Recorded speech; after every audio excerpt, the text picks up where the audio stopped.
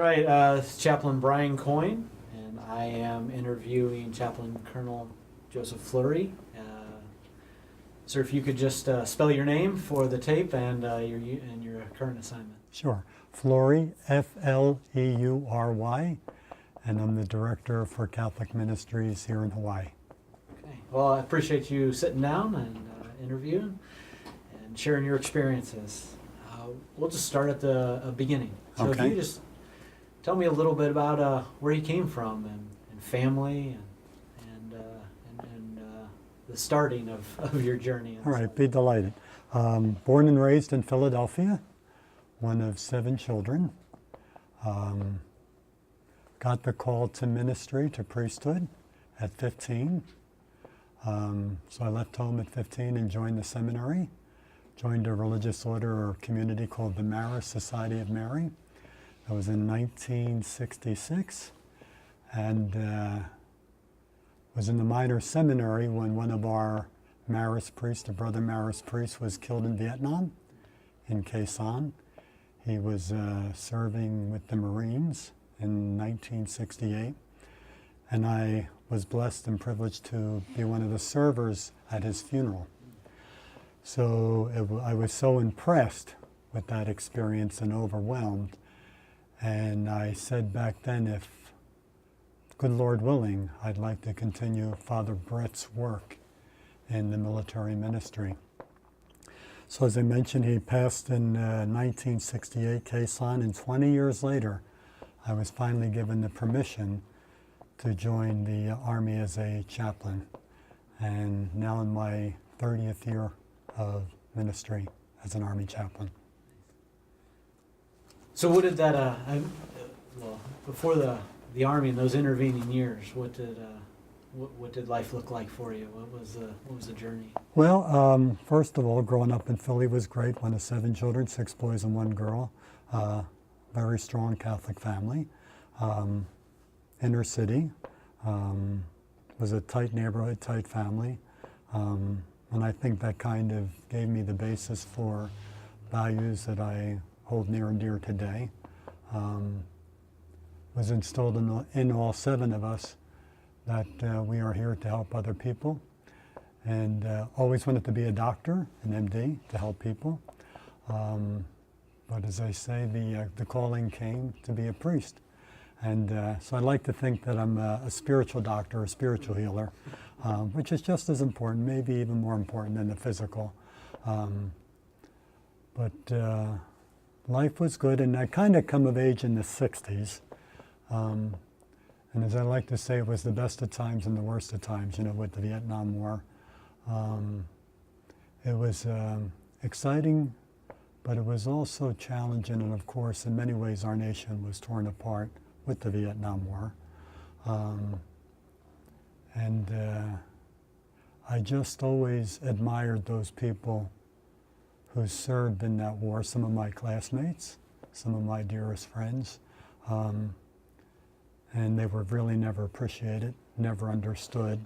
And it's only now, in subsequent years that we really appreciated the challenges that they went through. And basically, they rose to the occasion and did so with dignity, I think. And, kind of laid the foundation for so many of us in so many different ways, not only in the military, but also as a country. So that's kind of the foundational background. And as a priest, emerging in the priesthood at this time, was that an unpopular view? Was it outside of?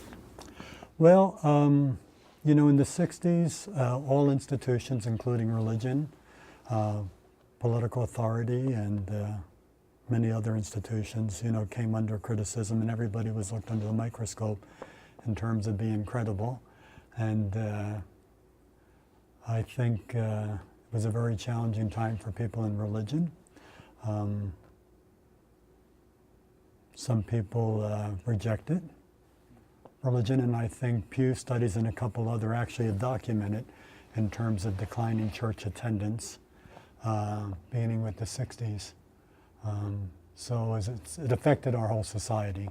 and also within the church, just in terms of priesthood and call to religious life, the nuns and brothers. Our numbers started shrinking in the mid-60s after the Second Vatican Council, and of course the social upheaval of the 60s. And we've been dealing with that ever since. So really, in the 33 years of my ordained life, I have always been dealing with diminishing resources. For example, in 1988, when I joined the Army as a chaplain, we were approximately 220 Catholic chaplains, and we thought the world was coming to an end. And now this summer we're down to 70 for the entire Army worldwide.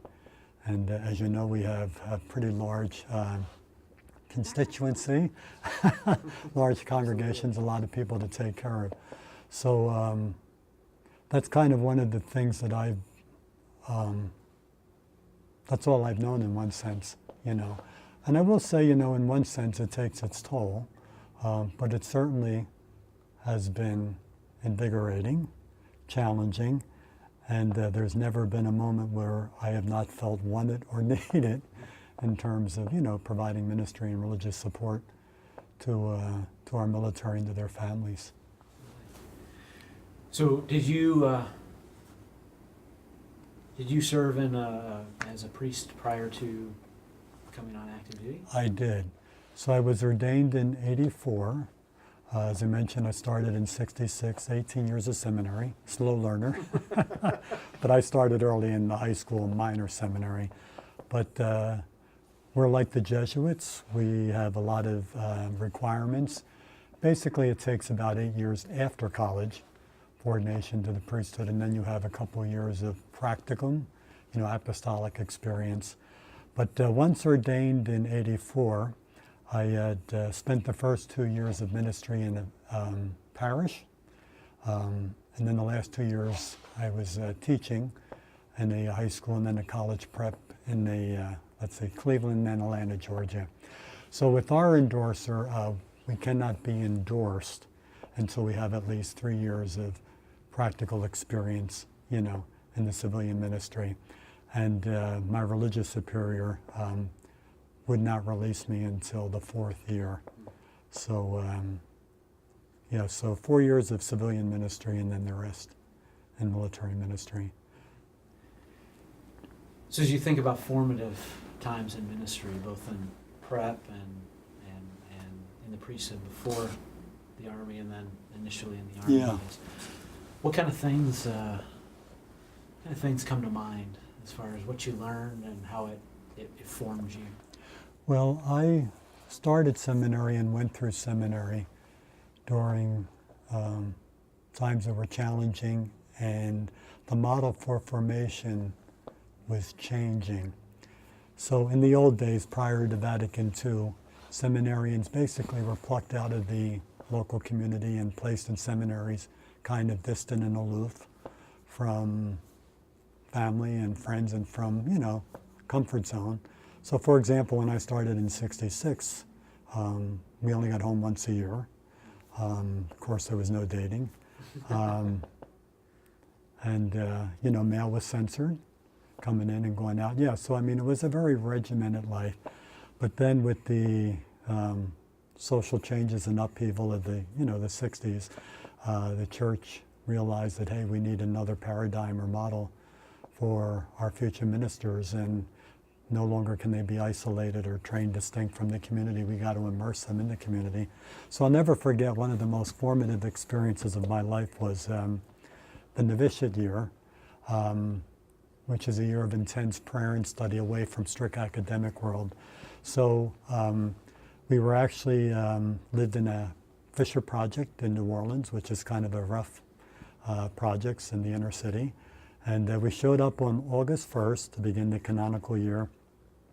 And the novice master called us all in, welcomed us, and he said, gentlemen, don't get too comfortable. You are to leave for a week and go out in the streets and survive. No money, no nothing. And we couldn't identify ourselves as seminarians, that we were on this project. We basically had to live as homeless or street people. So very challenging, and a couple of close encounters with violent people and that type of thing, but survived, and was a good experience, yeah, looking back now. And then, of course, along with our academic training, that's always balanced with, apostolic work or some type of ministry, even as you're doing academic work. So you're working in a parish, you're teaching school, you're doing soup kitchens, you might be helping out, in one of the local parishes or whatever. So I think they have a more healthier model for formation. But who knows, what our needs are going to be in the future, and how we're going to, and how we should train, ministers and military chaplains for our future needs. Quite challenging. Yeah. Let me take a little detour here before Yeah. we go on the strictly chaplain side, but it was during that time that you were an Olympian.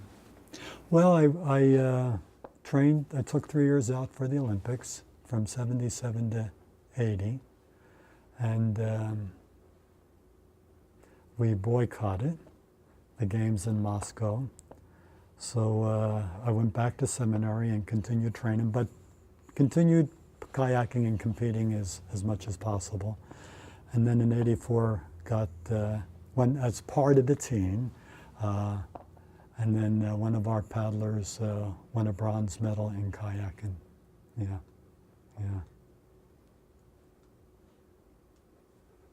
1980, that would have been a huge disappointment when you're working for something. I could see some parallels through military life and just life in general. About, just thinking of anything in retrospect that. Well, you learned through that experience? couple of things. A lot of things in life are out of our control. And of course, in 1980, the athletes had no say as to whether or not they would participate in the Olympic Games that summer. It was made by, President Carter. So, and that's a good lesson in life, that so many things are out of our control. And I often go back to the prayer of St. Francis, grant me the serenity and wisdom to accept the things that I can deal with and change, and those things that I can't, to let go and to let God, So on the other hand, I don't want to say, we just shouldn't be accountable and, take control of our lives. We should. But, when you think about it, so much of life is out of our control. Yeah, so, and perhaps the sooner we learn that and can live by that, the happier and more peace-filled and joyful we can be. Yeah. We have a challenge. We have a long time of service in the Army, and we have a short time. So, as you look through, looking through your experiences as it reads in a bio in your ORB, you've many different experiences as part of units, deployments, both peacekeeping, if I read it right, and combat deployment. So, when you just look in retrospect, what are the significant things, the significant experiences that just jump out? Well, I would say the happiest, joyful, most fulfilling experience in my life was the deployment to Afghanistan. Nobody in their right mind wants to go to war, but there's no better place to be a chaplain or a priest. And I was blessed. I went there as the deputy command chaplain, and was supposed to basically live and work in the JOC, which really isn't that much fun, but we actually replaced the unit from 25th Infantry Division. And when we got there in 2005, we went from 8 Catholic chaplains to 2 for the whole country. So my boss, the command chaplain, said, "Fleury, you're out of here. You're just going to live out of the Chinook for the year and provide." Catholic support at all the, I think it was 36 FOBs we had at the time. So that stands out. And then one tragic incident, we lost one of our Chinooks. We were coming back from a mission, and we flew into a sandstorm. And I said to my chaplain assistant, I said, I don't understand how we're still airborne. I mean, the day became night. So I just kind of looked, and about 30 minutes later, we landed at the headquarters in Bagram, only to find out that the Chinook with us went down and all 18 were killed. So to bury and to do the memorial service for 18 military personnel was something I'll never forget. So that was a pretty intense experience. And then the peacekeeping mission in Haiti was another fabulous. And this was in 95? 95, yes. Yeah, Operation Uphold Democracy, I think. And if you remember, we actually we went down as a combat force, and then while en route, I think it was Cedrus, Yes. changed his mind and said, okay, we'll let you come in. So it quickly changed, and within weeks, we actually took off our Army hats and put on the UN Blue Berets, and were there as a peacekeeping force. So again, was the only Catholic chaplain there for most of the time, and just got to go around to the entire country and not only take care of our military, but also great social outreach, helping orphanages, supporting schools, and that type of thing. So helping people, was fabulous, fabulous. And of course, there's something special about your first assignment. I mean, it's just like, wow, wow. So 19 Aviation, yeah, Squadron Chaplain. So that was special. That was at Fort Lewis, yeah. 9th Motorized Division, which is no longer in existence, yeah. So was great, was great. It was a great way to begin the career. You highlighted in your Afghanistan experience as some uniqueness of being a Catholic priest, Right. and being in high demand. Mm-hmm. So, as you look at your time as a chaplain, how do you think that? How do you see that as being different than many of your peers who are Protestants? Well, from day one, the heart and soul of our ministry is the battalion. As a captain, you spend half of your career, in a battalion, and in one sense, it's the best job there is, and you hear that, but there is truth to that. I can say that at the end, it's fabulous. But the Catholic chaplains, when they come in, are automatically strapped, because of the shortage, with being the Catholic pastor. And both ministries are full-time jobs in and of themselves. So it's very demanding. The guys really have to learn quickly how to balance things. They have to, educate commanders many times in terms of letting them know that, you're a limited asset that they need to share with other people. And most commanders are great and they get the picture, but sometimes they don't. And that's part of our job too as military chaplains to, inform commanders as we as staff officers run their, religious support programs. So they're dual-hatted in a way that perhaps our other brothers and sisters aren't. So for example, my first assignment, I didn't even know how to put on boots and that kind of stuff. So went to the Cav Squadron. Well, I was the only Catholic chaplain for the whole division. So anytime there was Catholic religious support, we need a Catholic chaplain, out in the training area, it's constantly back and forth. And oh, by the way, support Sunday and Saturday night services. So it's a lot, yeah. I often teased if I had hair, I would pull it out, yeah. So, a lot of demands maybe that you have to learn to balance. And you also have to learn to say no. There's just 24 hours to the day, and you really do have to take care of yourself, and prayer is paramount. I mean, it's non-negotiable. You know, when I'm busy, sometimes I let that slip away and I become a miserable old man, crusty old bachelor, and I quickly, realize I got to get back to it to get fed. And it's always a challenge, even for all of us. I mean, we're all busy. But if anything, I would just say to our brothers and sisters, be men and women of prayer, be a person of God, and do what you can and let God do the rest. Yeah. So as you progressed through the ranks, how did you see ministry changing? How do you see your approach to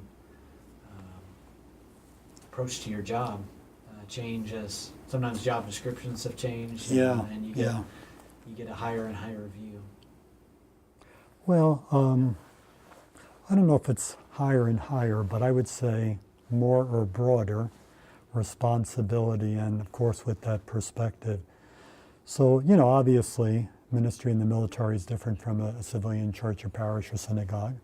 And in our particular culture system, with rank come additional added responsibility, especially in terms of managing and staffing and having people work for you and being concerned about OERs and NCOERs and budgets and programs and that type of things. So we never want to lose base or touch with the essence of who we are and what we should be about, and that is, ministry to the people of God. But with that comes the structures that support ministry. As one old wise chaplain once said to me, there is no ministry without overhead. It doesn't happen in a vacuum. And, that in and of itself is a ministry. And sometimes perhaps we don't give those people who do that enough credit. But it is important and it is a necessity. But again, we should never lose balance or perspective of the essence or the true reason of why we're here, is to take care of God's people. Yeah, so again, and it's challenging, because more and more is put on you, in terms of rising through the system and the ranks, more expectations. So it's also been a challenging kind of a love-hate relationship. One of the things I love and hate about the system is that very often it puts us in situations that we're not trained for or expected or would have expected to do, but it's an opportunity for us as individuals to rise to the occasion and say, hey, I'm going to conquer this thing. I'm going to make the best of this challenging situation and learn about this thing. So I kind of love that. It kind of has kept me, I think, young at heart and kept me involved in terms of pushing me to the edge. And if I might digress a little, one of the things I love about military ministry is it gets us out of our denominational ghettos. So I love the fact that we rub shoulders with people of different denominations and traditions. I think that helps all of us be a better Baptist, a better Jew, a better Catholic, a better Christian, whatever, But it also just broadens our horizons and our experience and our image of God just gets bigger, I think. So I like to say we all have different pieces of the puzzle, and the more pieces we experience and live, the bigger the puzzle or our image or our picture of God becomes. And what a gift that is for us that we have in our particular ministry that perhaps, a civilian clergy wouldn't have. Sure. Yeah. Now you find yourself now as a retiree recall. Yeah. Due to our shortage of priests. So you are legitimately retired on active duty, and not pejoratively. How, as you see your current role and largely working in a organization with other people doing the same roles that you had previously done. Yeah. How is that? How is that? How is that for you? Oh, it's exciting, and it's brings a smile to my face. Sometimes I say, boy, been there and done that, and wish I had known better. But it's also nice to see, refreshing, to see the new blood come in with different ways of looking at things, different perspectives, different models of ministry. And of course, we right here involved in the pilot program. So that's kind of exciting. The other thing is, what goes around comes around. Perhaps nothing new under the sun. But the times are changing, the needs change, and whatever makes sense for the particular time and space that we occupy is, what and who we should be about. So it's exciting, yeah. I also love the fact that I'm kind of looked upon by some as kind of somebody who's been around the block and might have some wisdom, or I kind of chuckle to myself because I really don't, I'm learning more from the new younger folks that are coming in than I could possibly give them. But it really is exciting, and boy, how blessed I am just to see the full cycle, It's amazing. So, and blessed that the Army has given me the opportunity to continue minister, and this unique status of retiree recall. And there's a lot of freedom with it, some things that were important, kind of take a back seat, and you really can focus time and energy on a lot of the one-to-one and the actual pastoral ministry, as opposed to the ministry of, supervising and managing and all that kind of stuff. And again, not to put that down, it's important. But, at this time of life, it's nice to do that and to concentrate on that. Yeah. As you look at your time in the Army chaplaincy, can you think of some things that are see the most significant changes over the years, for better or for worse? Yeah. Specifically in the Corps, or? Take it wherever you yeah. want. Okay. Well, let's broader picture. I mean, we as a nation are very different in 2017 than we were in 1988. I came in at the end of the Cold War, President Reagan. There was a different sense of, I'm going to say, patriotism, nationalism.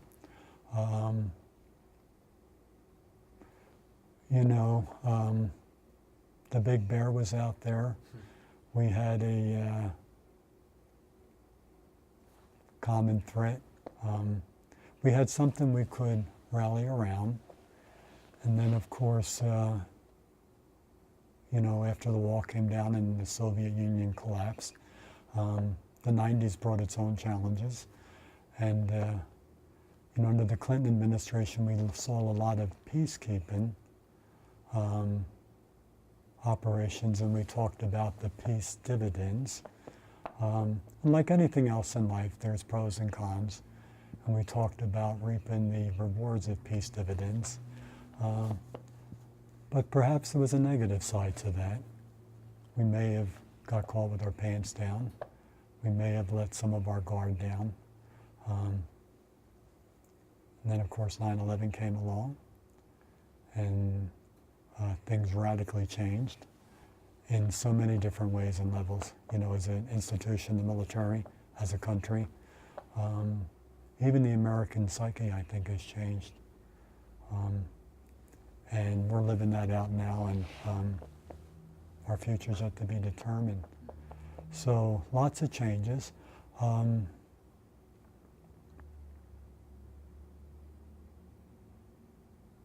concerned about a couple of things.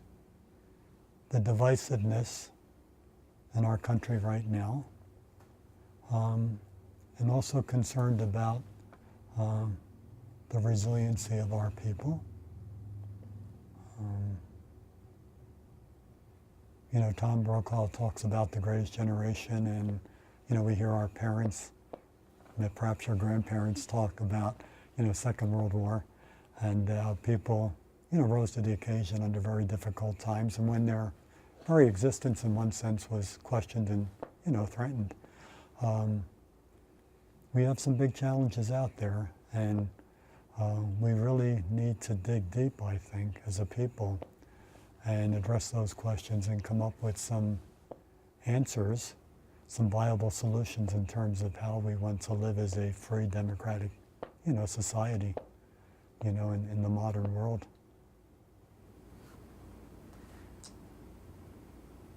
And then how do you see that translating into challenges for military ministry?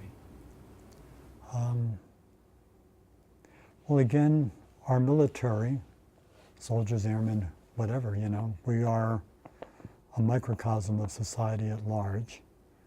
So I think our military personnel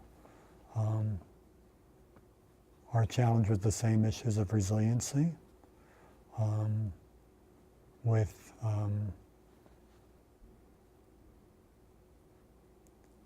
the meaning and purpose of their presence in the military and the role of the military in society.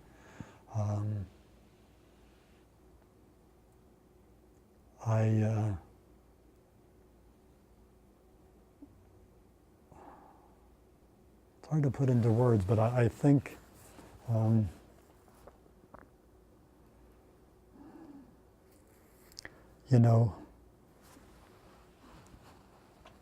we are challenged with the balance between globalization and yet maintaining our identity as an individual nation and cultures, related to questions of entitlement, questions of justice. I'm just wondering, how strong are we in terms of our future challenges? I'm a little concerned, yeah. And I'm sure we'll be okay. Every generation rises to the challenge and survives, and hopefully more than survives, will make the world a better place. But yeah, we've got to be careful of some things of entitlement. We're not entitled to anything, God has given us life, and we in the military, we're entitled to a paycheck, and it's about some type of medical care, but we have been given so much, but we should never mistake that for an entitlement. So, the other thing, if I'm a little digress, a little concerned about, our military is led by civilians. That's our system, and it's a great system. But I'm a little bit concerned about the lack of actual lived experience of our politicians in terms of those who have served in the military. As you probably know, the number is shrinking. And of course, our legislators make decisions for the military. And I'm just concerned that sometimes decisions may be made in the dark without a lot of knowledge and or experience, to make wise and good decisions regarding our future. Absolutely.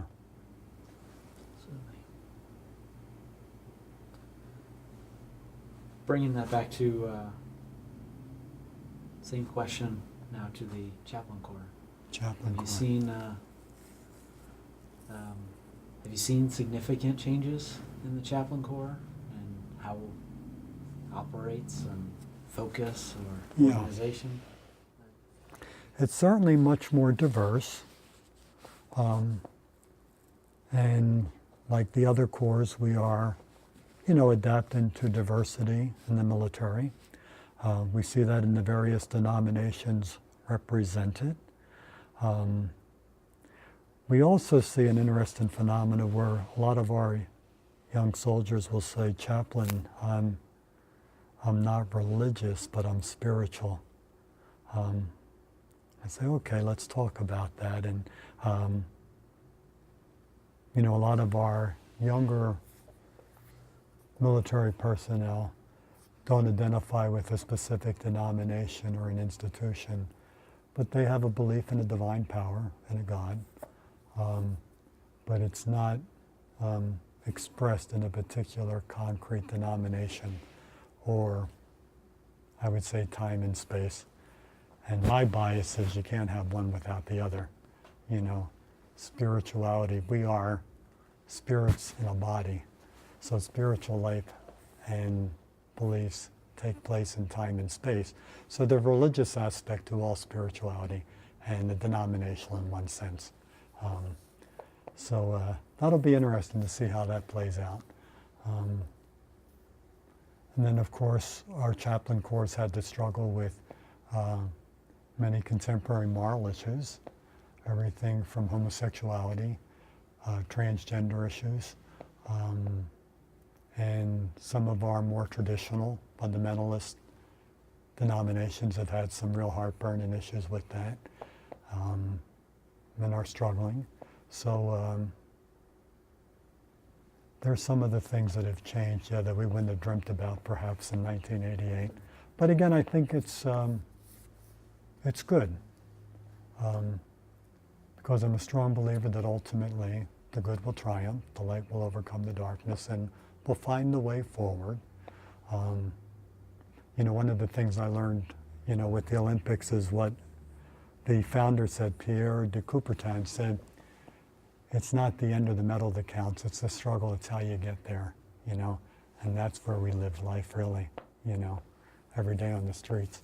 So these are the challenges that our particular generation are confronted with, and we'll figure it out,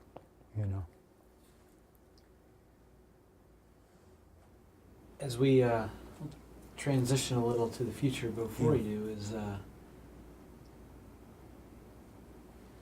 any highlights or for that matter, low points as you look at your journey in the chaplain corps that you've already talked about or touched on? Low points.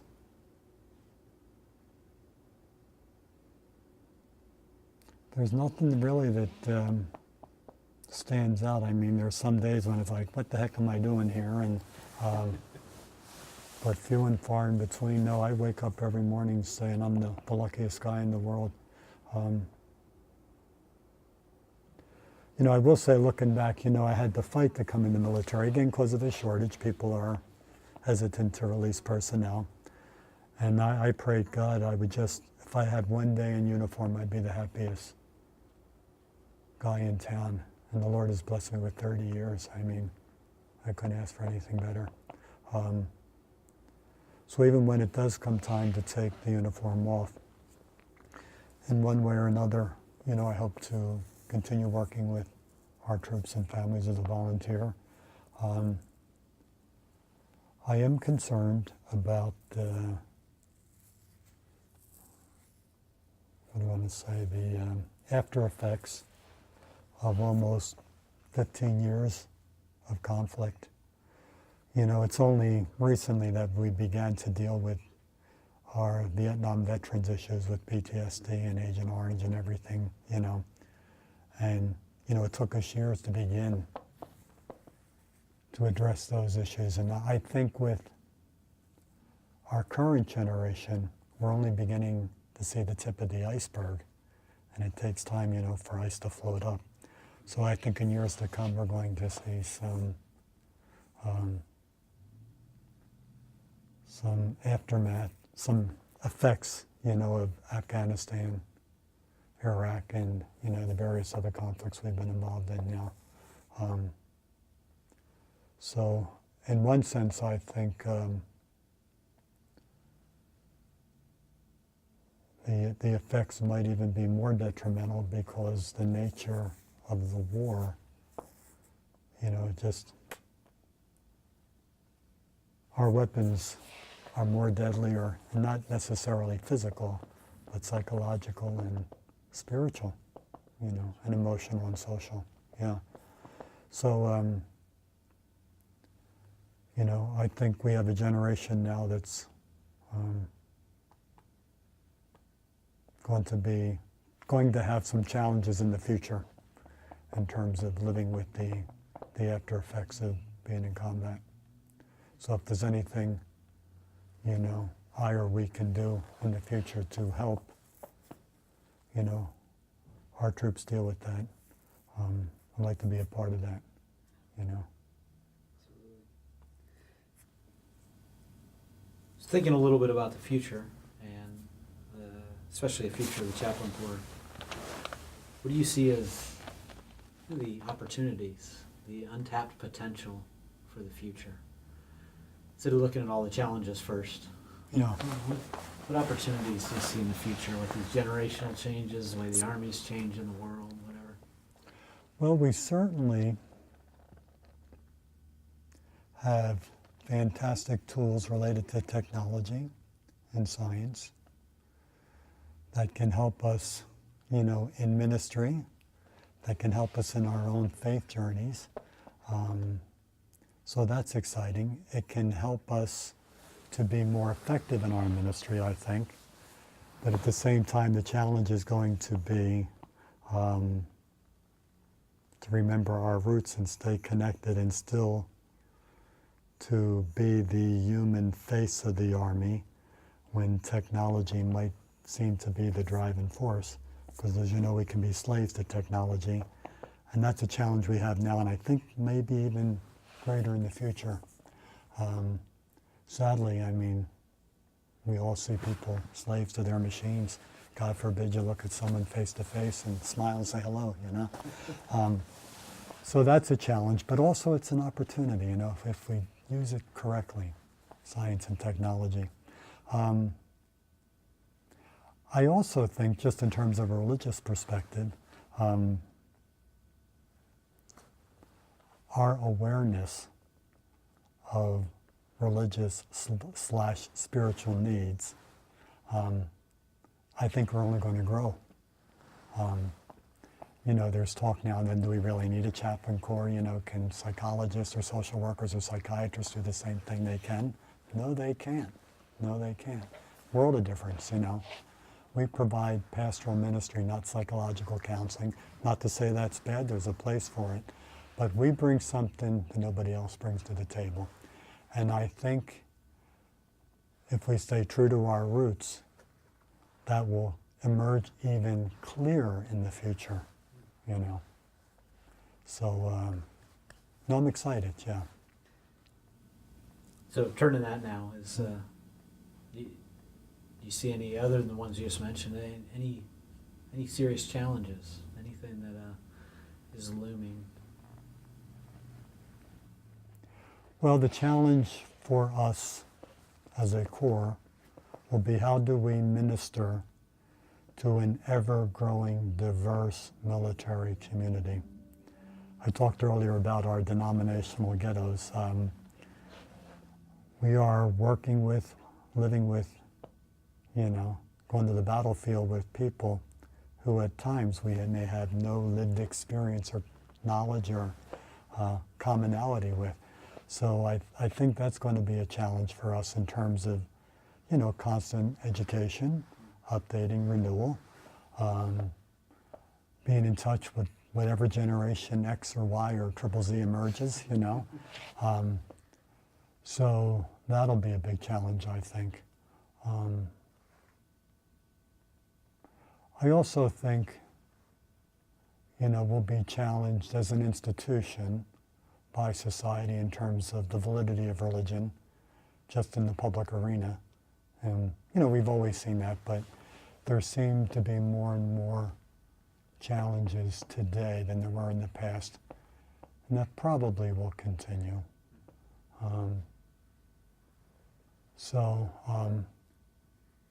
We need smart people who can articulate, who we are and what we do and what we bring to the table. And I know we have those people. that can do that. And hopefully they will train and pass on, and also we bring in people who are in for the right reason, you know. So, say you're, this next two questions, imagine that you're the chief of chaplains for a day. And unlike reality, where you have to staff things and the large process to do anything different, decision you make is executed tomorrow. So, two questions regarding two different aspects of that. One is, so you're chief of chaplains, what one thing can you think of that you would implement that would most positively affect our soldiers and families? As the chief of chaplains, what would I implement?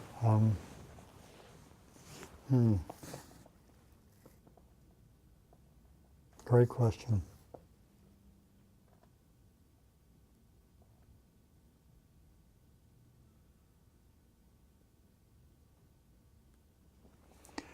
You know, if I were chief for a day, I would make a pitch. It's a big army, to say, you know, we are committed to the physical training of our soldiers, and we encourage family members to be physically fit. I would put in regulation some type of religious/spiritual, if you want to use that word, type of training that would meet the soldiers' religious/spiritual needs. Maybe it's a mandatory retreat, just like we have mandatory PT training. Maybe a week at a retreat center, or a guided one-on-one with the religious leader. I don't know how that would flesh out, but something in regulation that would mandate some type of spiritual/religious training. Yeah. We talk about, you know, the pillars, spiritual strength and resiliency, but to actually put something that would be mandated, yeah, that might be interesting. Of course, you'd have to be very careful in terms of religious freedom and people who may not believe, but perhaps even something from a humanistic perspective that would be, in a very generic sense, meet their very generic spiritual needs. Yeah. I don't know. Yeah, it's a good one. Same scenario. Here's what would you do? What would you change in the chaplain corps, organizationally, procedurally, as it relates to the chaplains and chaplain assistants? Yeah. I don't know, to tell you the truth. I know, you know, the current administration, the current chief and deputy are working through that. Especially, it seems to me, in terms of aligning the way we operate with Big Army. I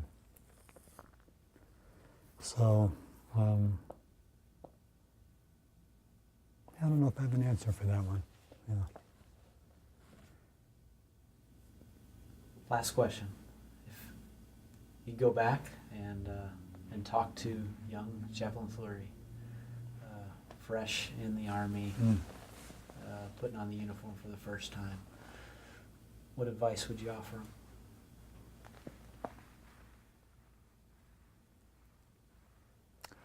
I would say, work hard, play harder, but pray hardest. Yeah. Always be a person of prayer. Don't lose that base. You'll be a happy person, a playful person, and you'll be an effective minister, a good worker. So one of the things I might summarize that at. But I really would say enjoy it.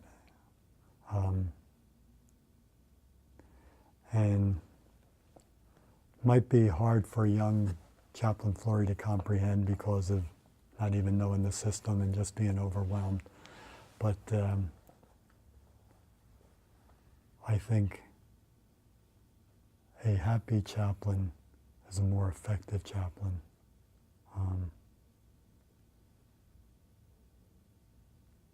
And just, yeah, enjoy the ride. Yeah. Work hard, play harder, but pray hardest. Yeah. Yeah. Excellent. Yeah. I want to thank you, sir, for taking the time and sitting down and Thank you. This has been enjoyable. Yeah, it's a trip down memory lane, and you've got me thinking about our future. Yeah. So it's been great. Thank you. God bless you.